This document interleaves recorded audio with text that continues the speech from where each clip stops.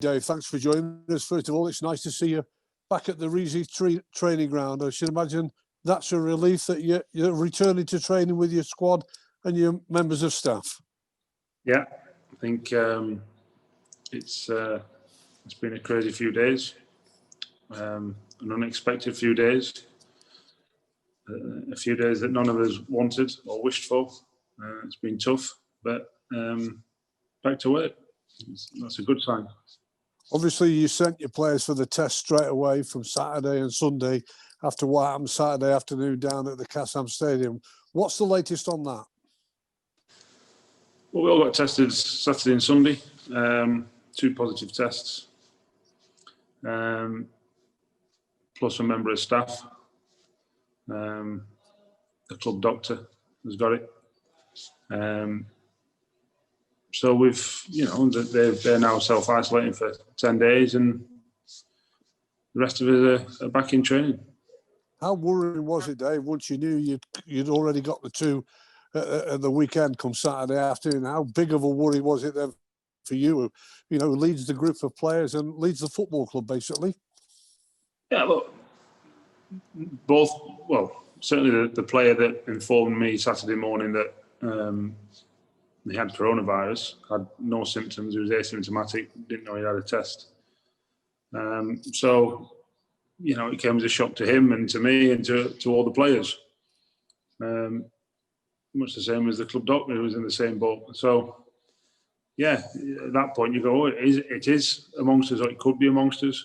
Thankfully, the tests have all come back negative. So, that shows that we're, our practices and our distancing, and when we travel on the bus home, we're masks on, and all the rest of it, staying in individual hotel rooms, it gives you some comfort in our procedures that are working. So it's not ideal. The timing was terrible. The right decision was made, I think. That's, and I fully support that decision. We'd have played the game, because at that moment in time we didn't have any positive tests, or the positive test was we'd hired a car for him and he was on his way home. But nobody could be sure. And I think that's going to be the case. We're hearing stories all the time about players who have had positive tests and are playing. But then, that's just all hearsay in the football grapevine. And we fully understand Carl's decision and Oxford's decision. But the fact is, we're all back now and we're all preparing for the next game. And hopefully, the next time we see Carl and Oxford, it'll be a bit more straightforward than what it was on Saturday. Just picking up on the 2 further tests added to your 2 boys at the weekend, how does that put you in sort of preparation-wise for the weekend? Is it all clear that the game will go ahead against Wigan? I haven't heard anything else, and I can't see a reason why it wouldn't. We've provided all the tests to the FL. They've double-checked all our procedures. As far as I'm aware, I haven't heard anything to say it's in jeopardy or anything like that, and we crack on. Obviously, the welfare of everybody with this particular virus going around is paramount importance, and of course, you've got to make sure everybody's safe. But one thing that the football world doesn't want is a disruption to fixtures, does it, this year? Because of it starting late, and that is something else that could cause the problem. So fingers crossed you get the green light for the weekend and continue for the rest of the season. Yeah, I think it's already a congested fixture schedule. I think this month and next month, I think we've got 1 free Tuesday in 8 weeks. So it's already jam-packed.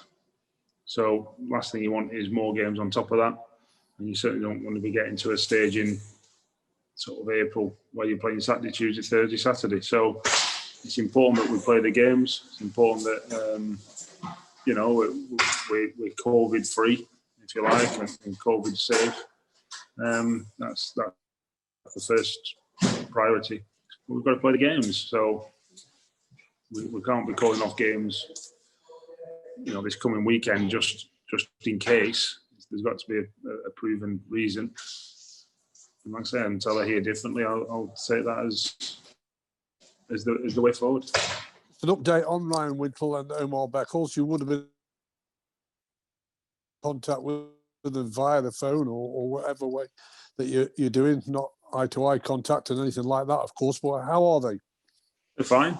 They're fine. They've got over the disbelief of having a positive test, and we're sort of treating them fairly conservatively in terms of what we ask them to do on exercise bikes in the front room kind of thing. But that's about all you can do, because they can't. Like I said, they can't leave their own home for 10 days. So there's not a lot you can do. But the fact is that as long as they're not poorly with it and have sort of long-term symptoms, then we'll take that, really. Because the alternative doesn't really bear thinking about. I think we've all of us involved in the football game, Dave, have witnessed of us, especially close hand to being with your football club, the grey areas that there are at the moment, unfortunately, in it from the EFL, because I think a lot of people were left, weren't they, out in the cold at Saturday lunchtime, didn't know which way to turn, didn't know which way to go. What do you want to see happen so that everybody knows where they stand if there are, signs of players getting positive tests? Well, because the testing has been relaxed, there's very little. I didn't know. Nobody knew that Omar had taken a test off his own bike because he'd got a very small baby, which is fair enough. That's his choice, and I'm not going to tell him he can't do that. Obviously, the timing could have been so much better. So much better. And when that comes, there's no set procedure for what happens next, if you like. As soon as I saw Kayle at the game, I told him. I said, this is the situation. He didn't want to play. And I said, look, we want to play, but if I'm not going to kick up a fuss, in this situation, there's no chance. We've brought this to the door, if you like, to the table, and that's not our fault as a football club, or my fault, or even the players' fault. That's just where we're at. And he said, well, I've got plenty of players whose wives and girlfriends are pregnant, and we don't want to play. And that was fair enough, and I think it was the right call. So there was no animosity. There was no, arguments or anything like that.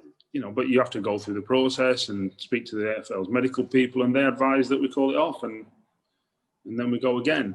I think because it's such a novel virus, I think because it's new as well. Novel being it works in different ways and we don't really understand. New in terms of it hasn't been around before. The EFL have said it's got to be taken on a case-by-case basis, and if that takes 2 hours on a Saturday morning or an hour before kick-off to sort out, then that's what it has to be. I appreciate that some people might have already paid the tenner to watch it on iFollow. But at the end of the day, you've got to make the right decision. And, like I said, the right decision was made. At the time, we didn't have any positive tests, and we didn't know we had positive tests. Other than Omar, that we told Oxford as soon as I saw Kayle. So, does that make it a grey area?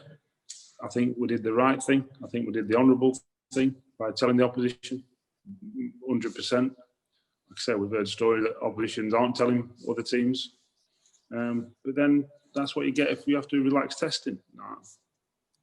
The EFL are relaxing testing, I think, to try and protect the clubs from a financial problem. This is the downside to it. So I don't think there's any winners. And it's a difficult situation for everyone. I think everyone's just got to accept that this won't be the first time. I know Grimsby have suffered. I think there's one other game that's been called off as well. Leyton Orient.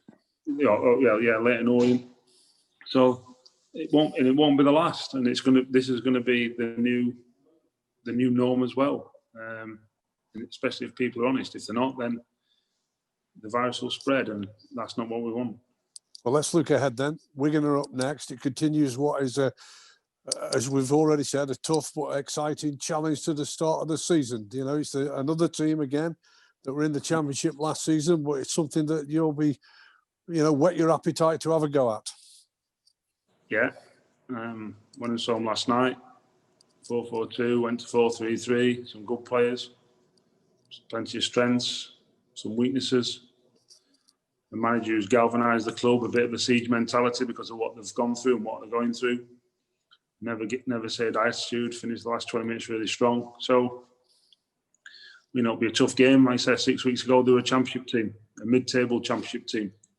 And I know lots have happened and plenty's happened at that football club since, but it's still a big club for League One. And they'll be, they've had a fairly decent start, considering the backdrop to what they had to prepare in. And it's going to be a tough challenge, and they always are. So it's one we're looking forward to. We're back at home. Hopefully the game goes ahead. I'm sure it will. And then we've got to get 3 points. He brings a wealth of experience, doesn't he, John Sheridan, to that managerial chair. Many people might think it was a surprise choice, but obviously the people who are running it decided that his experience was what was needed at this particular time at their club. Yeah, you can see why. Like you just said, experience, know-how. Don't take any rubbish off anyone. Steadies the ship. Steady hand on the tiller, if you like. So you can understand. He's a good guy. He's probably seen everything there is to see in football, and I think he's made a good fist of it so far. Hopefully that doesn't continue on Saturday, but we'll wish him all the best. Hopefully at 5 o'clock with our 3 points. From your dressing room, of course, we have to wait and see what develops right up until 2 o'clock with your team news. But Daniel Powell, Tom Lowry, and Donovan Daniels have all timely for time for them to come and join your squad. They've now back in the fold, so to speak, with you. Yeah. I think we've made sure we've taken a cautious approach with them. We want them back for a long time as opposed to in and out. And they've all played some minutes over the last week, 10 days. So hopefully they'll be fine going into Saturday. It's a good trio to have, isn't it? They are players that will be fighting now if they do get a chance to stake the claim. They'll want to be in the first 11. Yeah. We've got a strong squad. We're going to need a strong squad, So hopefully, hopefully they do the business if they're called upon Saturday.